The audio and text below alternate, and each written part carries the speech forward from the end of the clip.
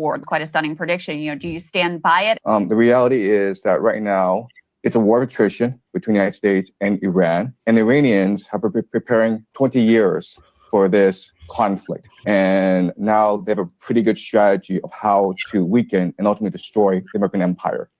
So what the Iranians are doing is they're waging war against the entire global economy. And so they are striking the GCC countries. They're going after the critical energy infrastructure. They blocked off the Strait of Hormuz.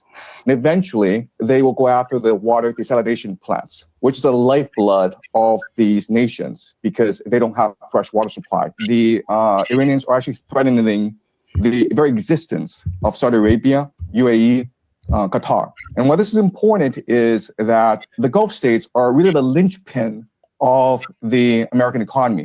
So what they do is they sell petrodollars and then they recycle the petrodollars back into the American economy through the investments in the stock market. And right now, we know that the entire American economy is propped up by AI investments in data centers. And a lot of that comes from the Gulf states. So if the Gulf states are no longer able to sell oil and they're no longer able to finance AI, this AI bubble in the United States, then this AI bubble will burst, and with it will burst as well the entire American economy, which is really a financial Ponzi scheme. Welcome to Nothing's Off the Table, the show where politics, culture, and current events collide, and we say what everyone else is thinking. I'm Noel, and this is my partner. I'm Roy Adams Jr. Hit the like button, hit the subscribe button, hit that hype button. That's a new feature to help pump up smart creators like us. We're trying to get to 1,000 subscribers, so help us get there fast. Make sure you stay to the end of the video to get the survival tip of the day, and make sure you go sign up for Culpability app, where you can post freely without any restrictions, and it help you get home safe. Absolutely. So let's unpeel this onion. That professor, is he like a modern day Notre Dame? He's a very smart person, and he knows economics and history. But let's talk about some of the things he said. One, he predicted that Trump would win this second election, and he also was accurate on his prediction of him wanting to invade or go to war with Iran. And then the third thing, which just kind of blew my mind when I first heard it, was his prediction around the U.S. losing this war. That's a lot. Yeah, but look, it's a lot. But what's wild is that the U.S. usually loses wars, right? For whatever reason, our country or the people here believe that we've been winning wars, or that we have been winning and winning and winning. No, we lost Vietnam, right? Facts. We lost lives, we lost money, and there was nothing to show for it when it was over. We didn't win in Afghanistan.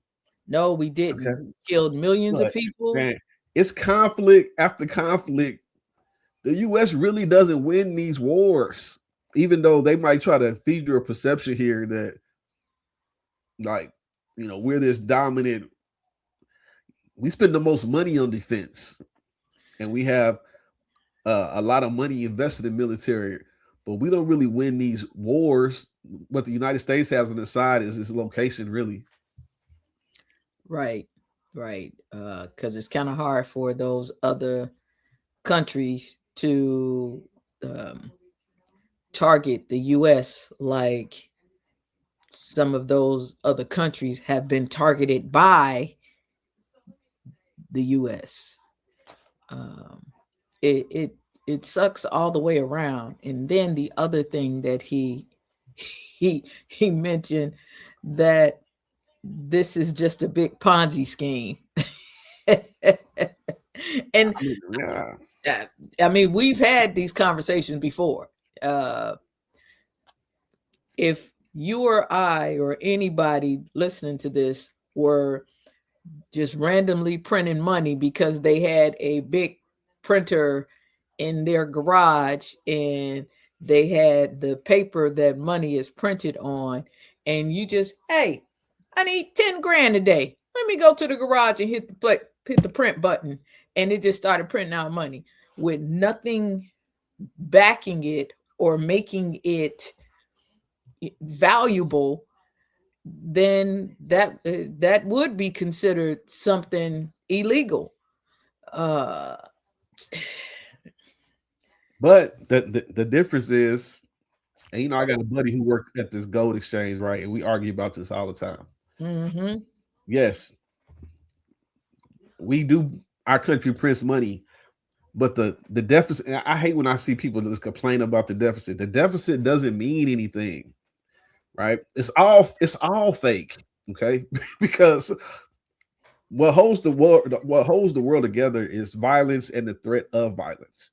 So the reason America feels like, hey, we'll just make dollars is that, and we'll go into debt with anybody because nobody can really make us pay the debt. Right. It's like, who come and collect it? Yeah, who's coming to? How are they collecting? Okay? Right. Like as long as we got these nukes, how are you going to collect this cash?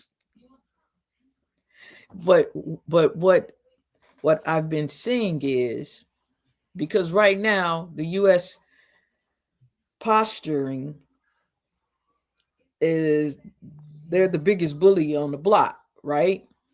Yes. But what we know that can take place with a bully is when the other people on the block begin to galvanize and show the bully that they aren't necessarily needed anymore. So when you're able to put mechanisms in place that causes you not to have to deal with the bully, then the bully gets ostracized. So then the bully no longer has as much power as they would have had before. Sure, we don't.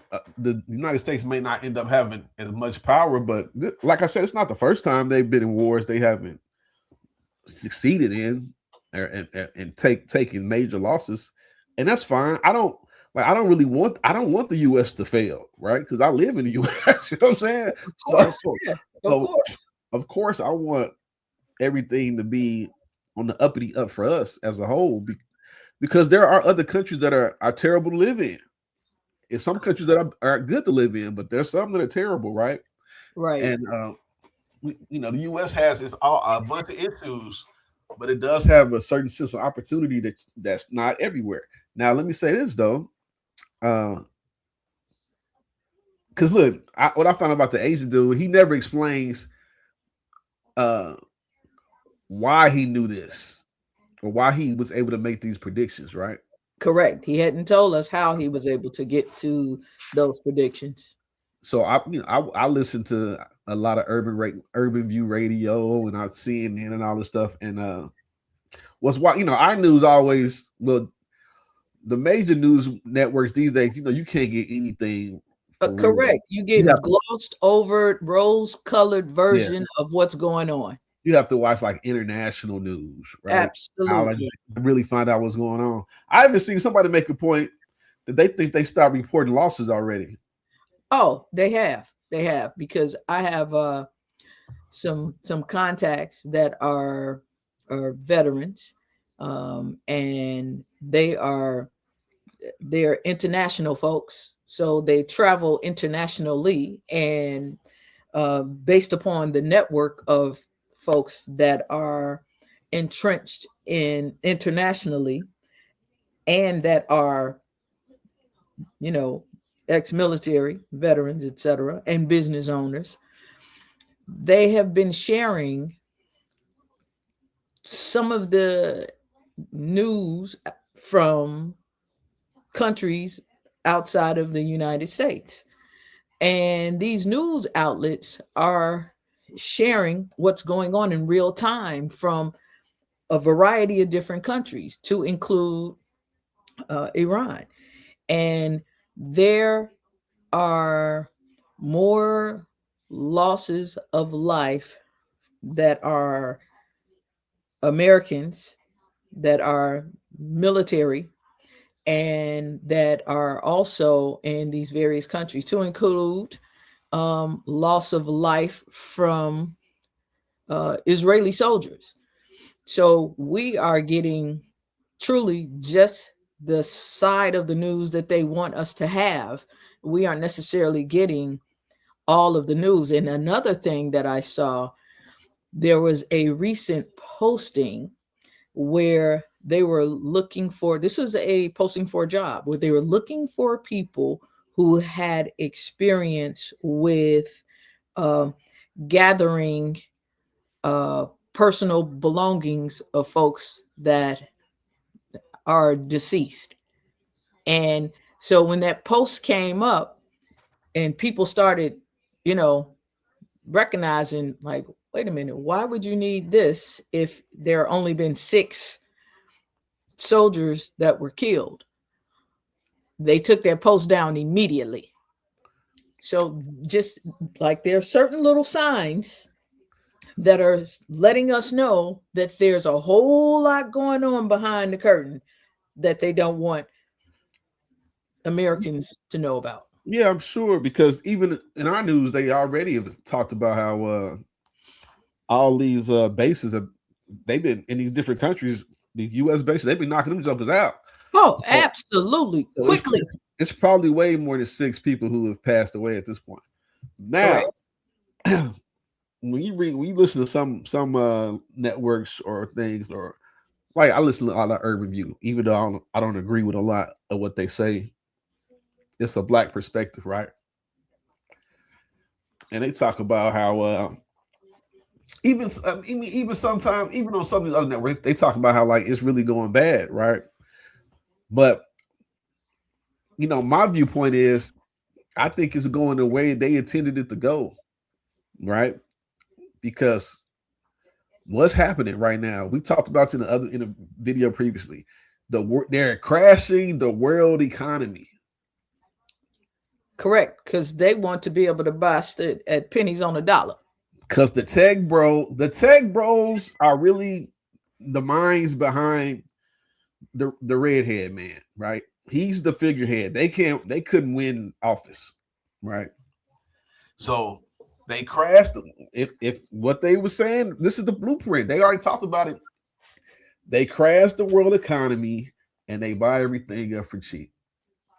Well, is it that wouldn't be necessarily, well, would that be crashing the world economy or the U.S. economy? Remember, the Asian dude just spoke about how them messing up the oil is causing. Yeah, that's gonna cause problems in all these countries. Yeah, right. It's fucking up infrastructure in all these countries. And then he talked about how if they hit the water plant, some of these people, some of those Middle Eastern countries, they don't have a natural water source. So who do you think was swoop down and save Dubai? Who would have the resources to swoop in and save the day? Let's see, who would have the resources to tech save bros. Yeah, but even still, even with the tech bros, what does that look like as relates to water? Hey man, they can come in and save the day, or build some type of infrastructure. Like look, for instance, too. We spoke about this off camera before. It's already mechanisms to create clean water from numerous people. Yeah. They have shut down and unalived folks that were the creators of. It's numerous people who have machines, who have that technology. So clean water tech folks. Yeah, it's nothing but a technology issue, right? Yeah, technology, cash, and then once the U.S. stops, right? Okay. So I kind of feel like the playbook is being executed the way they wanted it to be executed, and at the same time, I don't know if you saw, like, it's so much happening that so much stuff is getting underreported too, right? Yeah, it's hard to keep up. It's every millisecond. The U.S. just made a deal with Venezuela for a ton of gold. Okay, and gold is always the hedge against the economy collapsing. I mean, the dollar collapsing, right? Now, who's going to get this gold? Do I think the states is going to get it, or is it going to go into? It's going into the pockets of the folks that are greasing the hands, and those folks are the folks pulling the levers, and those same folks are the folks that have been breaking laws with impunity. Yeah, so I just think it's all about a play. Freaking sucks, man. It sucks, man. And what's so disgusting about all of this, it's the innocent folks that are impacted the most. The loss of life of our troops that are being sent to fight this war, this bogus war. Yeah. And wait a minute. Just this week, the Democrats wanted to hold the president accountable, and because he's not supposed to be declaring war without that's what they're responsible for. That's what Congress is responsible for. They're the ones that are supposed to declare war, not any president.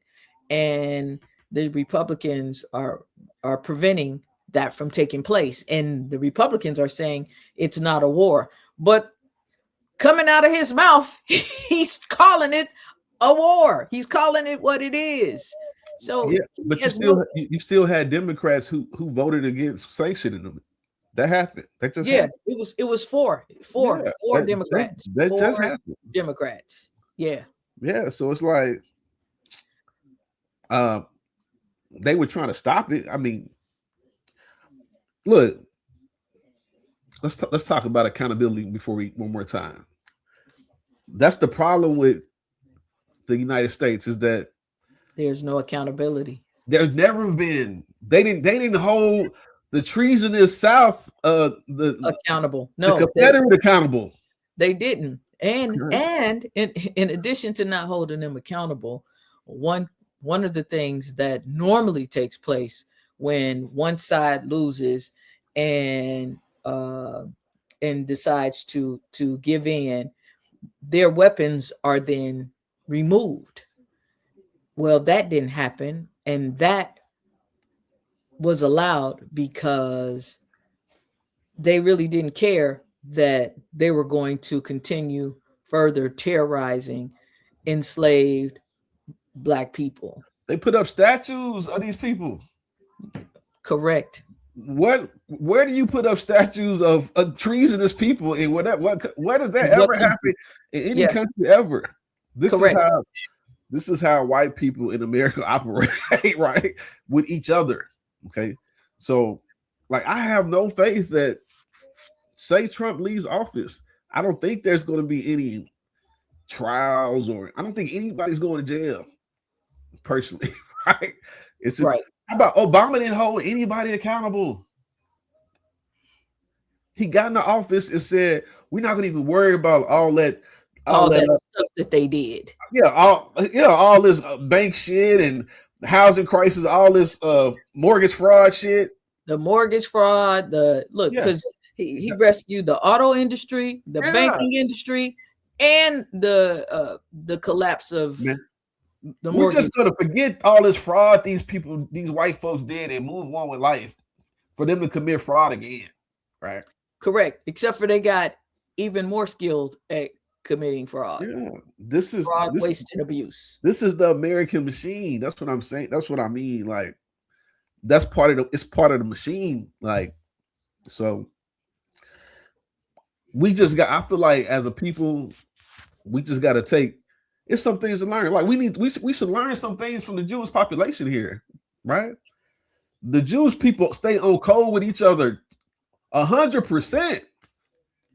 I don't see these people beefing on. I don't see their celebrities beefing on TV or right, or even having a difference of real opinion.